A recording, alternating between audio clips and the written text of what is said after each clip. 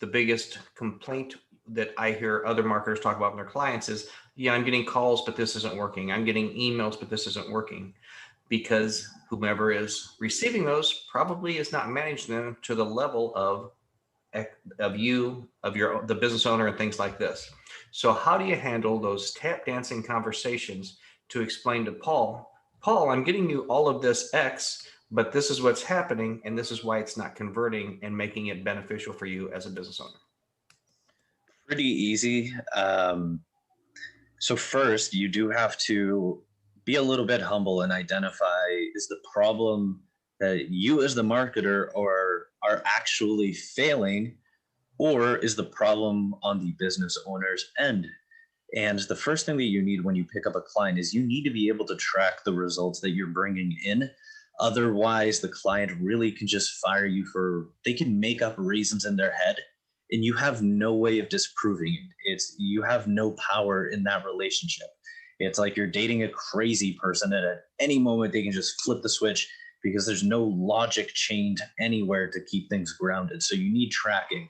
That would be my advice. It's like if you're running into that issue, I guarantee you it's because you're either underperforming as the marketer or you're not tracking and you don't have any proof to say otherwise. Verifying emails is one of those tedious things that you just have to do in the marketing profession, because you don't want to have an extraordinary percentage of bounce.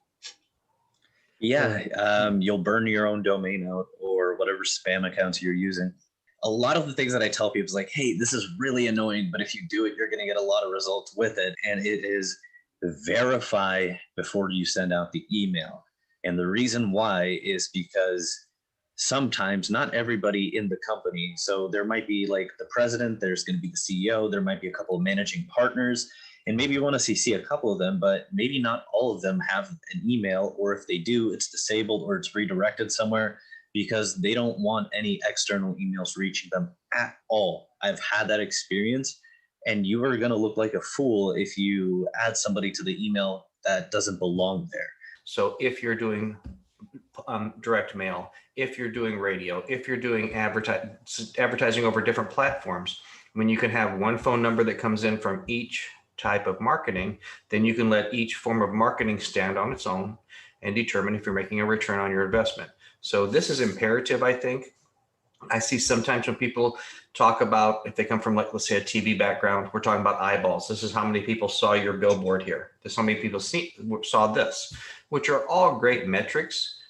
But where the rubber meets the road is when someone contacts you and says, hi, I would like to conduct business with you, so that you can know that, again, X dollars are going out the window, Y dollars are coming back in. Do you ever get involved with best practices in terms of phone scripting? And again, this goes back to what gets people's attention. I know that that's been something I've been asked to consult on quite a bit, and I would love to hear your thoughts on that. Sure. So when I had my first lead generation business, it only focused on plumbing clients, and we had a lot of experience with that. So we would give scripts to people. After a while, I opted out of it. So it's either you have the type of client that they have somebody there to answer the phone every single time that it rings, or you don't, or they answer it when it's convenient, or they don't answer it all the time. And for those types of people, I can't help them. They're too far. They're not there yet. They're not at a level that I want to work with them, because I know it's going to lead to headaches down the road for me. And so I just opt in to work with people that have their systems and their processes put together and optimized. And you have to be comfortable and prepared to have the conversation with the client. It has to be the right client. But I have seen experiences when it was just such a bad situation with whom was answering the phones, that literally to recommend, okay, let's bring in a third party that will just follow this instructions. We'll do this, and this when they receive a phone call. And I've seen times when you're taking a situation where the client says nothing is working, and all of a sudden you put this scenario in place, hiring the right companies, doing what everything Bruno said, and all of a sudden they're getting 15, 20 appointments a week. And it's like, is there a situation here you might want to address overall within your business, not just here? I believe what both of you guys are talking about is those inbound leads coming into the business. What advice do you get? How do you handle the outreach? And this is something that nobody ever told me. And I struggled with sales for a very long time because of this. It was like I was making like negative progress because nobody ever told me this. Scripts are extremely contextual. And so, like, for example, the high ticket sales script and I've bought like multiple internet courses that teach high ticket sales, and they're all using the same exact script, which is the high ticket bridge script. That script is for inbound leads only. It doesn't work for outbound leads. To figure out what your script for outbound leads is going to be, you kind of have to start from scratch. And once again, it's like getting the attention is the hardest part.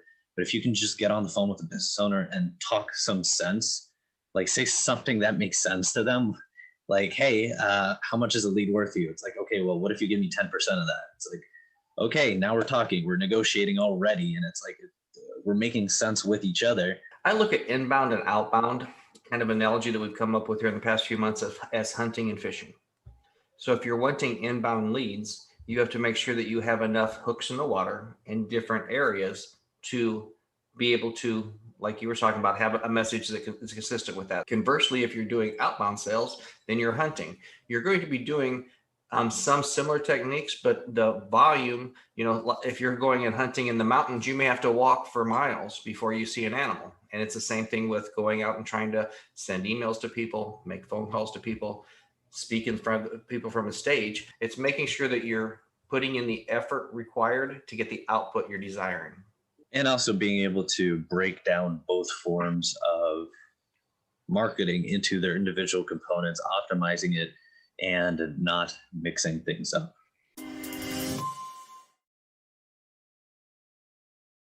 So, mentors and allies. We all know, and I've probably experienced mentors. Tell our listeners the difference as you see it between being a mentor and being an ally. So I see the mentoring as somebody who, at any level, it can be somebody senior, a peer-to-peer mentor, or somebody even junior or subordinate, can provide advice and counsel and be someone to bounce ideas off that you might have a question on as you proceed at different inflection points of your career.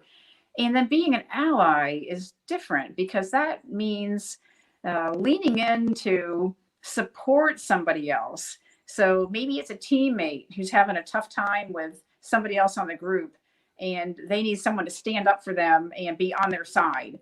So to be an ally of theirs and strengthen their position. So when we talk about leadership, let's say someone's in middle management, they're ascending along the lines that you did a few years ago.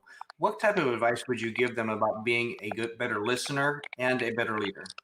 First of all, my first thought when you asked me the question is, hey, senior people need to listen to their middle leaders, middle managers, because that's where the power is, I think. And I saw that in the military, that you always think that the senior officers, the admirals and generals, have all the power. Really, it's those middle people who are pushing the policy recommendations up, developing all the policy and program recommendations. And the senior people, yeah, they evaluate it and they sign and have ideas and set the tone. But middle managers are so important. And they need to listen to what's going on in their organization and what's going on in the external environment. What are the big issues of the day that affect their company, whatever it might be, whether it's the military or a private company, a public nonprofit sector. The middle managers are those ones who are going to be, in my mind, they should be leading on the policy development. What about some of the fallout from what we've all just experienced collectively with the COVID crisis? What about the trauma that I'm sure some people begin to feel, or the reluctance to get back to doing some of the things that were considered normal prior to, or even some of the things that they really do like and now have had a reassessment? What would be your take, or maybe your advice to someone who's experiencing that? I have seen adversity all my life in different forms, not that kind, we have, of course, prepared for pandemics in the past in the military. When I was commanding our recruit training center, which is a boot camp in Cape May, we would have adenovirus. Some of the outbreaks were pretty serious, given whatever year, any given year. So we've dealt with things on a lesser scale than the COVID. And then, of course, there's other kinds of crises that you face. So I was thinking about it over this COVID time and thought, you know what? There's a lot of talk today about agile leadership, adaptive leadership. What does it all really mean? So I thought, I think being ready for the next whatever might come, crisis or challenge, requires organizations and people to adjust, their expectations of what they're doing. Because if people get comfortable in their zone where they are, so adjust your expectations, adapt according to what you need to do to prepare, and then you adjust, adapt, and you are agile as you encounter obstacles, crises, or something that gets in the way. And then you have to anticipate. So you need to be looking over the horizon, because if you can anticipate what's coming next, then you are better prepared for that first part of adjusting, adapting, and being agile. I think the one thing that we all need to do every day is calm down a little bit and listen a little bit, because it seems like this isn't a middle of the road type of topic, and you have different people with different opinions. And I know I've personally been a part of some groups that are trying to reintegrate and come back to meeting. And it really irritates me when I have to be the voice of reason to explain to people, I appreciate your opinion, but if your opinion is different than Paul's, it doesn't mean that either one of you are right or wrong. We just need to find a way to move forward instead of talking about why our opinion is proper and someone else's opinion is wrong. There's something that a friend of mine told me it was as I was writing this book, and I was going back to some of the ancient philosophers for some of my thoughts on some of my leadership lessons. And she told me, Sandy, remember that the purpose of higher education was to seek the truth, and not just seek the truth, but seek it in a way that seeks to understand other people, not to undermine them. And that really resonated with me, because it seems that so often today people are seeking to undermine each other before they even hear what the other person's position really is. So right. I think that's so important, to seeking to understand, not undermine. We'd be such a better society, a civil society, if we could do that respectful conversation when seeking the truth. When we talk about the various things that people are looking for, let's talk about the pinch. Let's talk about the ouch first. And I think what I'm most intrigued about hearing from you is, what do you find is the biggest time-consuming activity that a company like yours is able to remove from people's lives and allow them to focus on the things that they're really good at? What's the biggest time gobbler that you see? Well, I mean, this is really about the person, because one time gobbler for one person is not the time gobbler for another person. It really has to do with your personality, what you're good at, what you like doing. And so that's where we always start.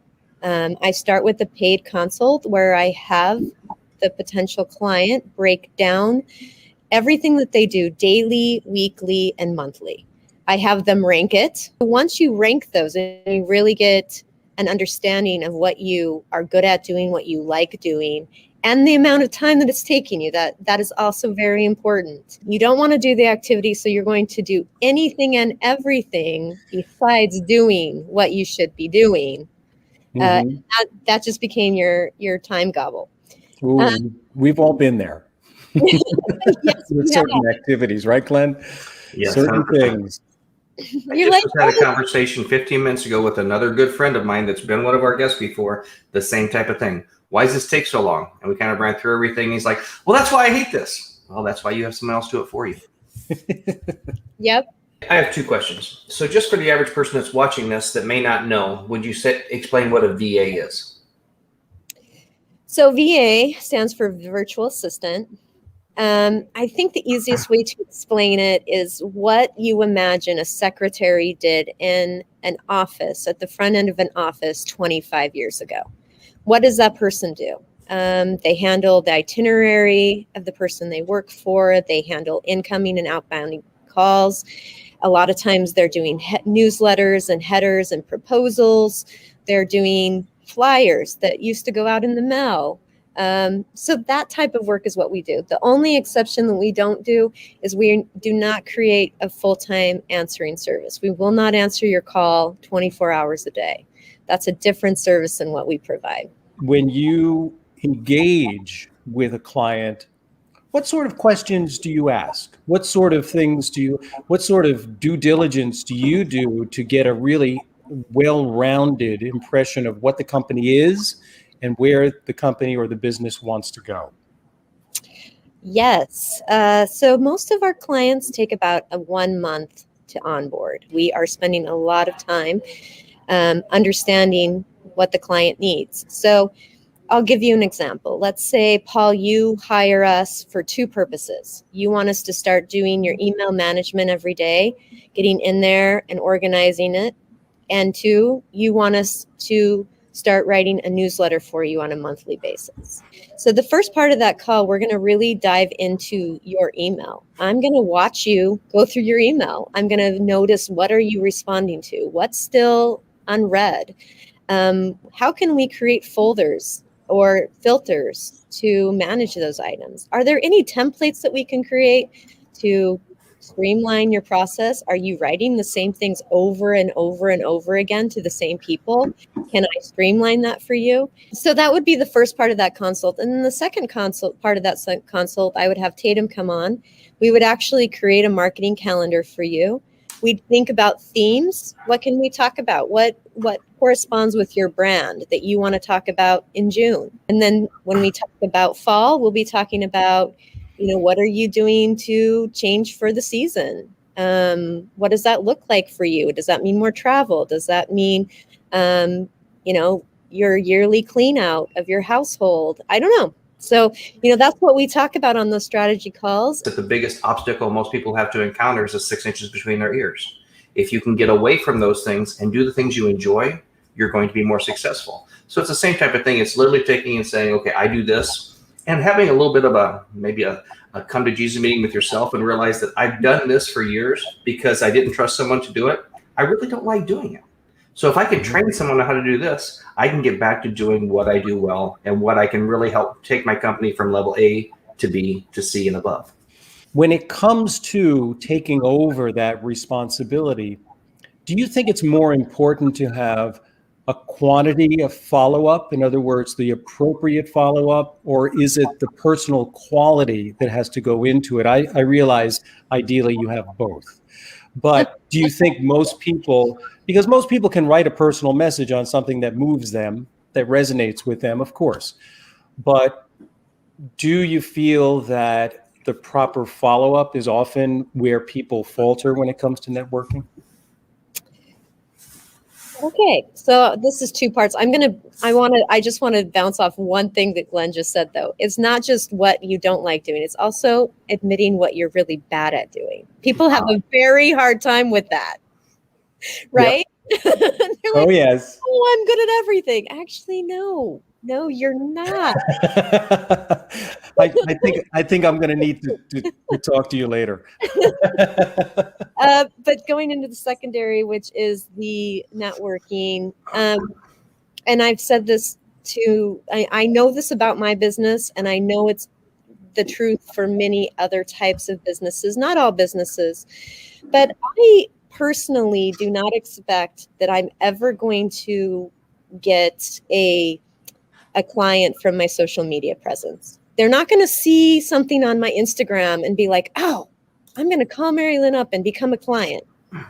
Not going to work that way in my business. And it's really because what you said, we are handling people's personal items. We're writing copy to reflect their brand. So there has to be a very strong level of trust before we gain that clientele. Hello. So I'm not actually the partner in crime today. I'm taking over your show. I've decided that I'd like to know more about the men of Blabbit. And so I have decided I am not the guest. I will be the host. How do you feel about that, boys? I'll be back in 58 minutes. Yeah, exactly. Ooh, wait, I think I have to run. Don't you move. No, Len, no, you see what happens when we give the guest a little bit of control, or really when she gets so familiar. Okay, so I guess we don't have a choice on this. No, do we? No. So welcome everyone to the show. I am your host, Marie Genevieve Pollock, and today we're going to learn a little bit more about these guys who've been hosting, 42 episodes? That's insane. And I watched all of them. Can you believe that? I do. I discovered, Paul, you used to do voice over work and you're a voice artist. That's amazing. Well, I do coach people on how to do that because I was actually there doing it. My claim to fame, I guess, was being the TV and radio voice for AOL way back in the day. Wow. Yeah. And one of the funnier stories that comes out of that is watching TV with my two young sons, and all of a sudden they're watching TV, not paying attention because it's a commercial, and they hear, "Why is America on America Online?" And they both start looking around. Where's Dad? I was on there for maybe about 8 or 9 months, I guess. And then the company, which was really big at the time, decided that they wanted to get a little bit of star power. Mm-hmm. So my claim to fame, I was the voice of AOL right before Julia Roberts. Wow. Now that's cool. That's a cool fun fact. So if we're ever playing Jeopardy and that question comes up, you now have the answer to that Jeopardy question. That's right. And the answer is, who was Paul Geiger? Thanks for asking, Murray. Well, thanks for playing along with that one. I thought, I was just, as I said, researching the two of you. And then I discovered something very interesting about Glenn, making him nervous. So even I'm scared. It's not figure skating, and it's not about his gold medals with that. It's actually something different. I discovered that you actually create websites that are ADA accessible, and that's something that's really unique in the market. People don't normally have websites that are available to the hearing impaired and the visually impaired. So I'd love to hear more about how that came about. Well, it's kind of interesting. Coming up on 3 years ago, when I look back, it seems like it was within a week or two. It might have been a month or so. I actually had 2 attorneys that I met at different networking events asking me if I could make websites that work for blind people. Mm-hmm. My initial reaction, the first one was, I said, I need to take a visual medium and make it work for someone that can't see. They said, yes, we're having clients that are being sued about this. Mm-hmm. And a couple of weeks after I met both of those, a friend of mine called me that it was just at some networking event or presentation with the hospitality industry from someone that does inspections of buildings in California. And she mentioned how many businesses were being sued because their websites didn't work for blind people. So I did a little bit of homework, and that homework took me down the rabbit's hole for about 90 days that I just dedicated to learning more about this and trying to figure it out. Because when you start looking at this, 98% of websites aren't built properly for people that can't see, can't hear, have difficulty with them. Maybe they have motor skill issues, like they can't use their hand because of MS, MD, cerebral palsy. Maybe they have cognitive issues. And what just blew my mind was people with epilepsy are sensitive to movement. So if something's moving too quick on a website, it could actually induce a seizure. So finding out that most sites don't work well for people, and that between 19 and 25%, depending on which studies you look at, percent of the people in the US have one form of this disability or another. So we kind of took it seriously and decided that we were going to be, I guess, now kind of part of the leading community to make the website accessible to everybody and the internet. Wow, that's really admirable. I love that. And I know when I first met Glenn, that was sort of the kicker, because he was developing my websites, and when he mentioned, I'm going to make them ADA accessible, I said, I'm paraphrasing what I said to you on the phone, Glenn, but I said, I never even thought about that. And I think that is the lack of consideration. If you don't actually have one of these disabilities, it just doesn't cross your mind. Mm-hmm. But when you bring it up, when you do mention it, I thought, that's absolutely fair. That's a fair thing to do. Mm-hmm. So, again, I love the work that you do, because it is, it's certainly protective. It's something that you should be doing, but it's a noble aspiration as well.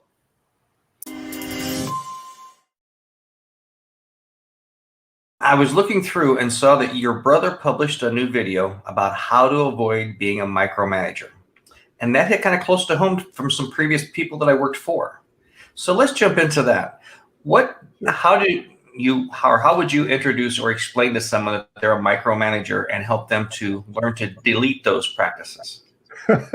That's a great question. It's funny. I was just having a coaching session yesterday with an executive who had this same kind of conundrum, because they're struggling with this battle of, how do you know when you're asking too many questions, when you're diving too deep? And it was their fear that, am I becoming a micromanager because I'm trying to do this trust but verify piece of things? So I think first off, you have to really define, what is a micromanager? And I think fundamentally a micromanager is a leader who is trying to be aware of every detail that their people are doing. It is an impossible task. Now, what is a good leader supposed to do? Because we're not just say, okay, good luck. I'll see you in a week, or just give me an update as it goes along. Because is that really good leadership? And the biggest difference between a micromanager and a good leader is the frequency at which you do those deep dives. The experience of deep diving with your direct reports or your superiors is a subjective thing. So it can be it's a little bit different for each individual. So therefore, being cognizant of that is also a big quality. I mean, step number one is realizing frequency can be overwhelming. Yes. Step number two is understanding the individual and what they need more than what they want, but also being aware of what they want. Yeah. I think you touched on some really key points there. It's recognizing you're not going to do it the same way for everybody. Right. And that's a big shift frankly, in leadership philosophy, is it's more of an individualized approach. And you might not be doing the same frequency or the same depth of a dive for every individual on your team. And that's okay. It's based on experience, it's based on level of trust, history of prior audits or deep dives. I think audits have been given this horrible trend. You hear the word audit and it almost kind of makes the back of your hairs on the back of your neck stick up. But they're checks, they're verifications. So maybe we don't use that term, but you're able to communicate, hey, it sounds like things are going really well. Help me understand what you're basing that assessment off of. How would you advise a manager that's maybe, again, newer manager, middle manager, whatever, that worked with a team that was at the middle of the road, was your steady Eddie guy, but wasn't an elite provider or delivered elite results, and now he's forced or tasked to manage people that were better at his previous job than he was, or she? Yeah. So you're asking about, how do you lead a team that may technically be more competent than you? Yes. Yeah. And this happens a lot, especially as you get higher up in leadership, where they start combining departments. There may be an administrative services lead, and they're over finance, and the HR is rolling up under them, and they've got fleet management, as all these diverse areas of expertise, and you're supposed to now lead them. And so one, it's being okay with not being the smartest person in the room. or the most competent person in the room for that task? Are you okay being that individual? If you're not, then you are going to have a ceiling that's much lower. Talk a little bit about how individuals get their feet wet in terms of being a leader. In other words, how do you ease yourself into the water if you know your career is going in that direction? And it really touches on the theme of we all have the opportunity to be leaders, and we all do have a leader within us. Yeah. And that last phrase you just shared, Paul, we all have that leader within us. I firmly believe, I really do. And it's a recognition that there's not just one kind of leader. And maybe that's a tangent we can explore even further. But to your question of what can an individual do to kind of dip their toe in, to get a little bit accustomed to it, one thing I think is recognizing that development and progress, and we could talk about it at a human level, we could talk about it at a skill development level. It is rarely this continuous, just nice little positive slope of development. It's usually more of what we'll refer to as a stepwise progress, in which, maybe subtle to no progress for a little while, and then these opportunities hit where there's big jumps. And then you kind of go along, and then the big jumps.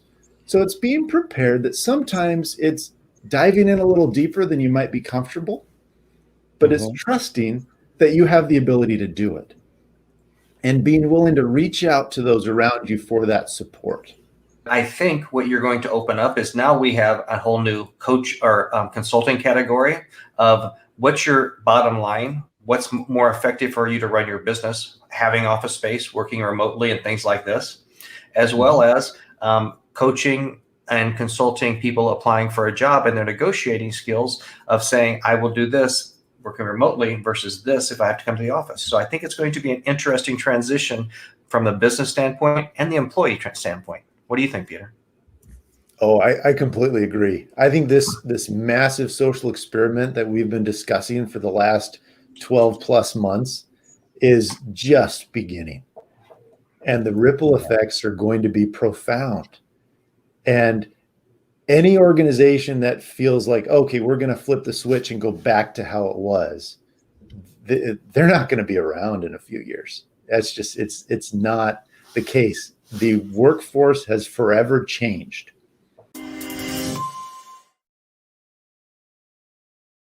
Are there phases that you need to recognize or phases that you need to embrace, actually, to be able to accomplish, to follow through on your wanting to change something personally?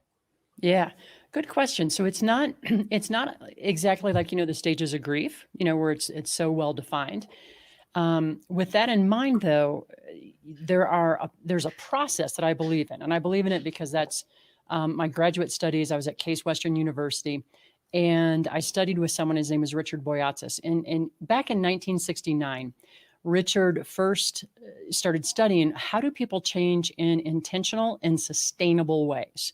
Because we've all experienced that, right? We can make a change on January 1st, and by January 30th, we don't remember what it was, because we've fallen back.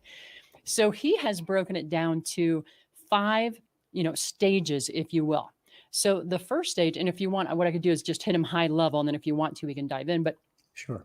The first stage is what is called the ideal self. So what's that ideal vision we have of ourselves? And if it's a couple or a partnership, together as a partnership as well. But what does that look like? And one of the things that's really important about the ideal self, there are no shoulds allowed. Right? Because Paul, that looks like that one resonates for you. And with Glenn as well. Glenn, what's your favorite phrase?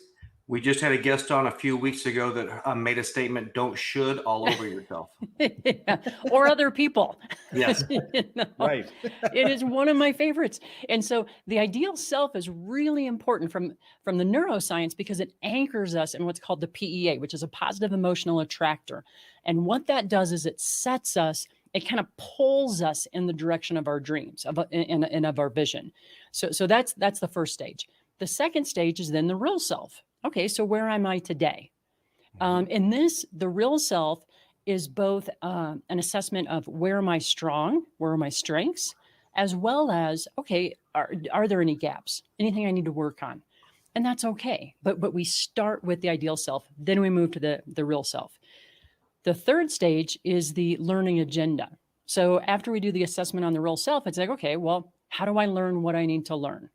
And that can be a number of different things. The fourth step, and this is where I think it gets really fun, is practice and experimentation. So you guys in the coaching you do, right? People will be like, okay, I want to be a better speaker or whatever. And okay, so this is what I need to learn. Now it's time to put it into practice, experiment with it, and see, okay, how'd that go? What tweaks do I need to make? One of the things we can do in this stage, if we set it up as an experiment, it takes some of that pressure away because I'm experimenting. It's not I'm supposed to go and be perfect. Do you know what I mean? Mm-hmm. Well, and I think it's always our own personal belief that we are more deprecating of ourselves than anyone else. We're very critical of ourselves. Oh, yeah. And I know I'm always weird, but I'm okay with that. I think when you can videotape some of these things, because I remember back almost 20 years ago, the first time I was in a sales training and they videotaped me doing a role play. And then literally back to 3 years ago, the first time that I had spoken on stage in front of a group in a long time, both of those times I left and I went, man, I suck. I need to find something else to do. And then when I finally brought myself to it and I finally watched the videos, it was like, I wasn't as bad as I thought I was. Yeah. That's the powerful thing when we can record ourselves and actually see ourselves in action. Thinking about the ideal self. Yep. Are there particular questions that you use that our listeners can also use to begin to self-evaluate? Yeah. And here's the thing. This is one of those activities this is not I'm going to do this in 12 minutes. Right. For some people, it might be that immediate. And that's okay that it takes more time because this is important. So things we can reflect on, our values, what's important to us, the different roles we have in our lives, and what's important to us in those different roles. Some people, if you just say, if you reflect on who you believe to be at your core. Hey, Paul, we had someone that wanted to come on and ask a question. Can I bring him on real quick? Sure. We have room. The screen will expand. Look who it is, Wendy Fraser. Yay! Wendy, we just talked recently. Her episode is live this week on my podcast. It was amazing. Who's surprised by that? Wendy has been a guest twice so far on Blabbit, and we figured in her last episode, we had a colleague of hers or a peer of hers who was also someone from Blabbit come in and bomb the show. And then of course, Bobby, you and I met because of our Wendy connection. So it only seemed fair. Yeah. Hey, Wendy. Nice. Good morning. This has been great. I have been writing so many notes. I enjoy it. I don't think it's a matter of keeping the energy up. I think what you mean is keeping the focus, keeping them engaged. What is that? Can you give us the secret sauce there? Oh, man. I think a lot of it was just turning it, I don't want to say turning it back to them, but like keeping it relevant to them about what they cared about. And I was lucky. I had so many students who were just so motivated that it was, I don't know, it was just such a joy to work with them. They had so much enthusiasm. So as long as I kept it directed in the way we wanted to go, kind of, they kind of led themselves, and it was just kind of a privilege to be part of it. I think what I would add to that is you put the students in charge of things. Yeah. Everything from music and others, instead of working against things like technology, at that time they were doing things like, turn off your cell phones. I thought, no, that's part of their identity. So let's challenge them to think about what really cool tweets or messages they can upload during the breaks and how they could follow each other. So we tried to use things like that. And we had student facilitators. So we tried to engage them during the sessions and let them lead it as much as possible. In dealing with entrepreneurs for the better part of the last decade a lot, whether it be just friends you're trying to help or people you're actually coaching or mentoring, how do you find is the easiest way to get them to understand that busy work doesn't mean that you're busy, and that it's better to work smart versus hard? Yeah, that's a really great question, Glenn. And part of that, you know, a lot of the clients who come to me, I would say pretty much all of them, which is why they find me, they're open to the idea that their mindset is part of the impediment to them getting where they want. And for me, time issues are the biggest thing, are mindset issues first. First and foremost, they're mindset issues. You know, for example, if you have a belief that you have to work really hard to succeed, if you have a belief that money is hard to make, or if you have a belief that working hard, like for many of us who grew up in middle class, working class, you know, even professional families, virtue was based on your work ethic, which was based on hard work, right? And so if you have that as your core values of your mindset, then you have these internal conflicts when it comes to the idea of this can be easy and let's free up some time and I can be doing what I want to be doing instead of working. Would you say, Elena, in your experience, would you say most of it is rooted in a control issue as well? Is that a big part of it, the release of that? In other words, somebody else can move my vision forward without me. I was on a podcast yesterday, and one of the things they were asking me to talk about is delegation in particular, and the issue that so many people have with delegation. Now, there's no doubt that delegation becomes a big part of being able to free up time. And oftentimes the issues that people have with delegating is that control. You know, I say, you know, kind of get your control freak under check, because it really is a problem that so many people have. The other issue is that they don't believe that people could do it as good as them. Right? So nobody can do it as good as me. Like, I've got this down. I know how my system works. It's got to be this way, and that's it. But that's also a form of control. I think I've shared this story before, where a few years ago, I had this one part of our business that I just held on to because no one could do this, until my wife made a comment to me, because we had alienated that part of the business a little bit to go a different direction. And sure enough, in 3 hours the next day, I had a PowerPoint for the entire 90% of that roadmap. But I stood in my way for 6 years and not doing that. Wow, that's amazing. That's really amazing.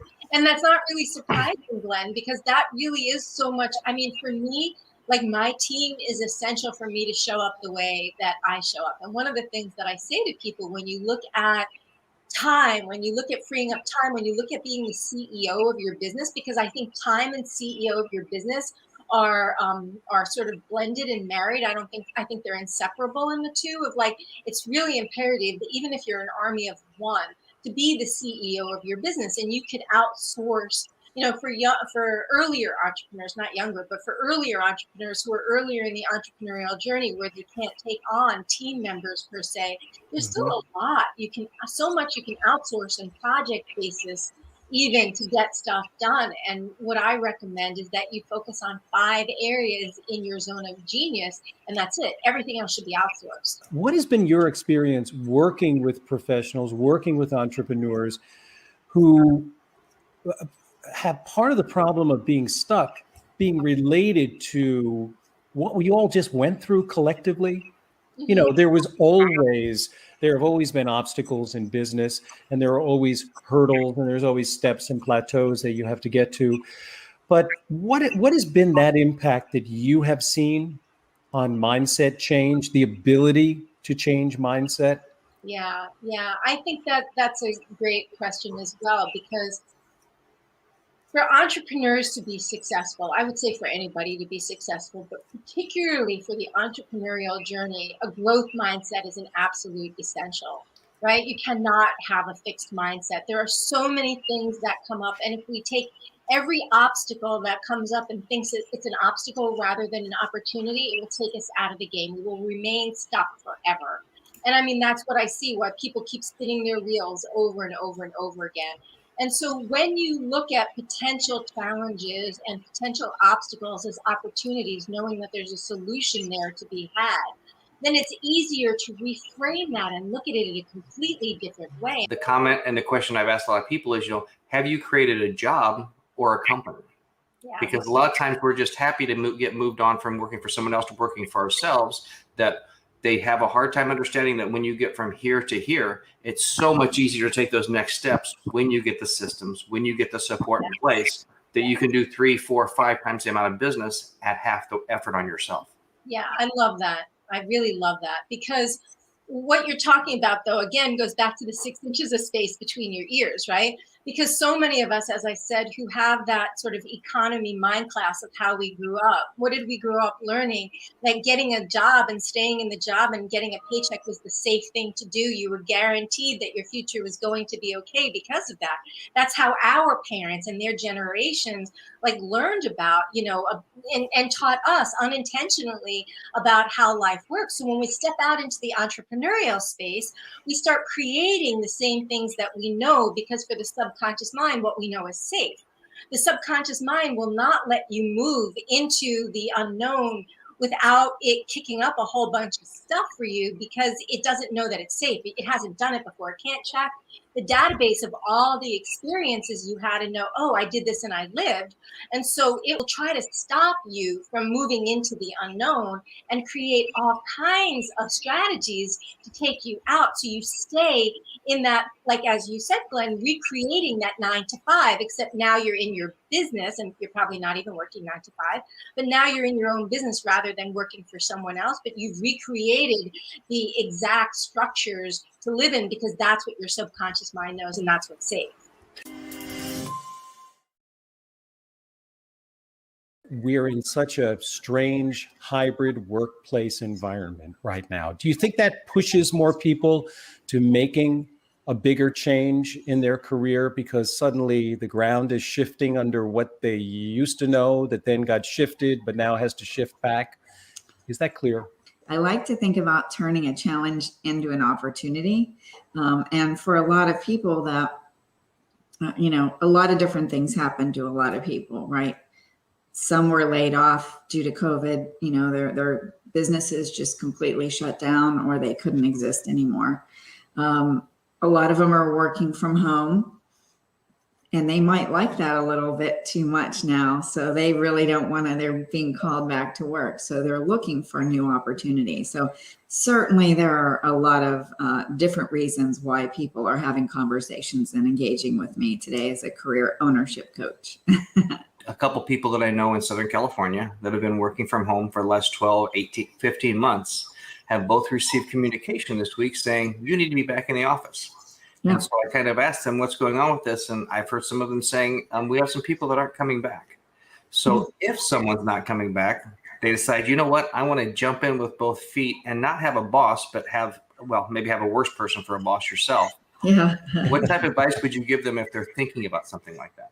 Well, they don't have to go it alone. And that's what a career ownership coach does, is to, help them act as a guide to show them different possibilities that could be there to help them reach those goals. And I certainly love working from home.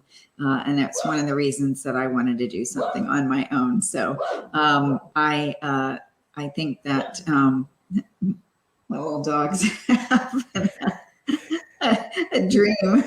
Barking in agreement, Susan. That's well, it's great to have support.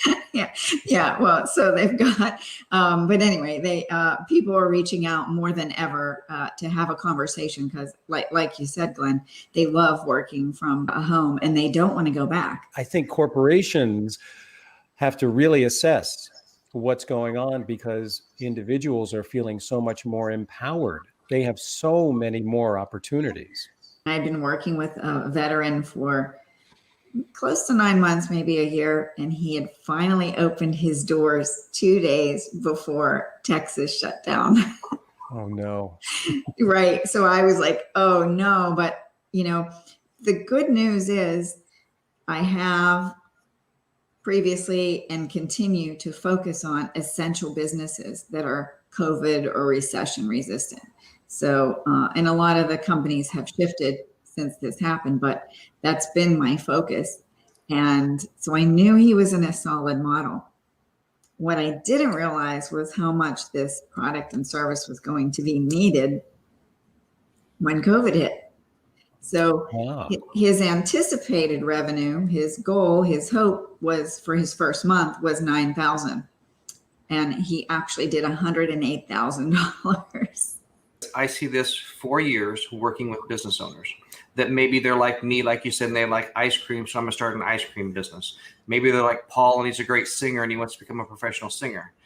Just because you know this much or a lot about this much of the business doesn't mean you can run and manage a business. Right. So could you talk a little bit about the benefits of when you're doing this, of either A, starting your own business and having a coach, or B, start buying a franchise, so a lot of that business coaching is already layered in?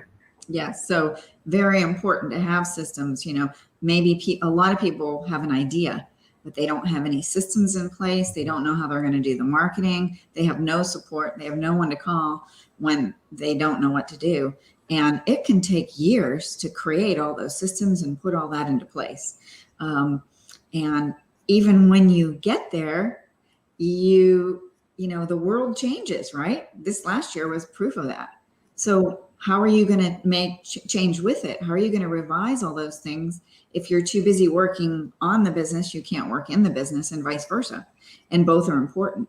So with a franchise, you have the tools, the training, the technology, the marketing, the support, and they're going to constantly update that for you. So that's why it can be really beneficial to have the strength of a franchise system and the support that they've got behind you to help you to be more successful. And when you don't know what to do, you have somebody to call. And did you find, or have you experienced or witnessed that these franchise businesses, do they have a better survival rate? Have they had a better survival rate through these tough times, these times of uncertainty? They definitely have. I think if you look online, you'll get probably 10 different statistics, and I don't know which one is right. So I just don't quote anything, but it's a proven that franchises are more successful because they have the system and the support in place.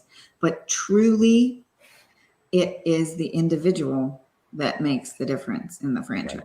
So it's their efforts into the business. And, you know, we all have skills that can transfer over into a new business. I'm stronger in some things and weaker in others. So, but I can get the help I need. They've got the tools, they've got the reporting systems that can show me what I need to do better. And most of them will reverse engineer a business plan to help you get to your goals and show you on a yearly, monthly, weekly, daily basis what you should be doing in order to be as successful as you can be. I know from people that I've worked with over the years that have just started their private business, not a franchise. Inevitably, it seems like a majority of them don't have the financial backing or the reserves that they need, because if you're opening up a brick and mortar, it never opens up when you think it's going to. You're always going to have contractor licensing, all the different types of things that are going to go into not opening on time. And the reality of it's not like when you start a new job and that paycheck comes in 2 to 4 weeks. You don't get paid if there's no money left over for the boss. So are there any kind of rules of thumb or suggestions or whatever of what type of bank account someone should have if they're starting a business or a franchise or something like that? Well, for sure. Glad you brought that up, because a lot of people, I mentioned earlier, they think they don't have the idea or the system. They also think they don't have the funding to do something like this. Well, they're really big and expensive businesses. Well, first off, that's a myth. They're not. So many of them cost less than what a new car costs. It seems like everybody got the same memo about a week to 2 weeks ago that says, hey, it's July, bring your butt back to work, let's get going. How would you work with or coach businesses during this transition for a multitude of reasons to, I guess, develop or enhance that culture when some people may not be excited about coming back to the workplace? Well, the first thing I would say is I'd be careful about sending that memo out.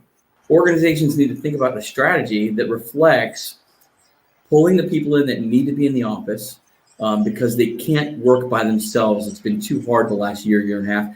Allowing some freedom for those folks that want some inverted time, and creating flexibility for the majority of folks that really need that flexibility to function and have work-life balance. And I don't know that all organizations are thinking about that. Some have gone to, we're going to stay remote. And I think there's some problems with that. And then you have others that are saying, everybody get back in here now. And I think there's some inherent problems with that strategy. It can't be a dictate. It's got to be worked out in a more productive way. So I think it's the first thing you've got to do. The second thing is I think you have to change your mindset about what an office is for. A lot of the things that you're talking about that are now happening very, very quickly, are actually things that you have been preaching and teaching for years and years and years about improving workplace culture, about, collaboration and empathy and transparency and autonomy and growth and impact on the company. But what we've been hearing, and the phrase that I've been latching on to, is the phrase talent is on the move. Oh, yeah. Meaning that employers probably used to listen to you and think, wow, that's a really good idea. That's a really good idea, Brad. You know what? That Brad, he understands the way things connect together. And man, that would be great. Yes, I think that would really put our corporate image out there and make us look like a bunch of good people. Now, if you don't do that, you're going to lose a lot of the people that you used to retain simply because you were the 800-pound gorilla in the room. You're 100% correct. You've got it coined, the great resignation, the great reshuffle. I've heard the tremendous turnover tsunami. It's happening. We've had more turnover and people quitting than we've ever had. And I don't see that as, I think the upsetting the apple cart in terms of turnover is going to happen not only from the employee side, but it'll also happen from the employer side. So think about this. Okay. So I think you have both forces happening. And I want you to think about the impact this is going to have. You have employees who are leaving because they want to work for some place that represents something bigger than themselves. They're leaving because they feel like they're not sharper today than they were yesterday, and they need to stay marketable because I have to work for 50 years and bring in income. They're leaving because they're mistreated. They're leaving for a variety of reasons. I have somebody I talked to today who told me about their employee who quit because they wanted more growth and they wanted to work for a company that represented their values more. And that's the reality of it. So you've got that happening. The flip side is if change happens so quickly, organizations are going to be like an accordion. They're going to expand and contract in different areas, different directions based on their needs. So you're going to have virtual teams. They're going to pop up and then they're going to disappear. So they're going to do the same thing employees are going to do. So you have two forces that have totally destroyed any connection of loyalty, retention going on at the same time. And that is the premise of why the next few years are going to be tough for a lot of companies and individuals. And I agree with you 100%. It's benefited me in my career as far as being the person that went out there to try and find other courses they could take, find other people they could learn from, whether it be mastermind, online courses, in-person conferences and stuff like this. I think you're going to have to, like you said, have a certain amount of your budget that you're budgeting for this, whether it be time and or money, to be able to really advance your skill sets in the upcoming years.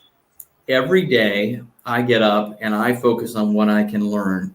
And I work with other experts to learn more. So I made a joke on social media, Paul, you gave me like these kudos. And I said, well, I'm smart because I hang out with smart people like you. And it was a joke, tongue in cheek, but there's truth to it. You literally, even when I started my business, I used to work for another consulting firm for about 4 to 6 weeks out of the year. And that wasn't because I needed to. It was because it was refreshing. It was a new perspective. I learned from other professionals, and I got better and stronger because of it. And people thought, why are you doing that? Well, because it's going to make me more relevant for a longer period of time.